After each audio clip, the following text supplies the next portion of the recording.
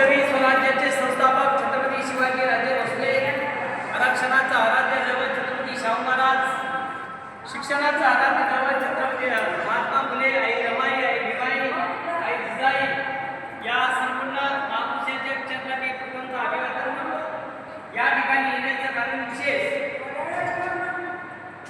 बाबासाहेबांचे वडील मिलिटरीचे सुभेदार होते आणि या ठिकाणी त्यांचं कुटुंब वास्तविक होतं। हा मिलिटरी कॅम्प आहे आणि मिलिटरी कॅम्पमध्ये भीमाईचं हे 14वं मुलं आहे। त्यांचे आडनाव हे सपकाळ होतं। बाबासाहेबांचं आडनाव हे आंबेडकर नाही। बऱ्याचशा लोकांना कन्फर्म आहे की बाबासाहेबांचं प्रॉपर गाव मऊ आहे। बाबासाहेबांचं प्रॉपर गाव मऊ नाही, बाबासाहेबांचं जन्मस्थळ हे मऊ आहे। या ठिकाणी बाबासाहेबांच्या वडिलांना इथं रूम दिली गेली होती सरकारी, आणि त्या सरकारी क्वार्टरमध्ये ते राहत होते।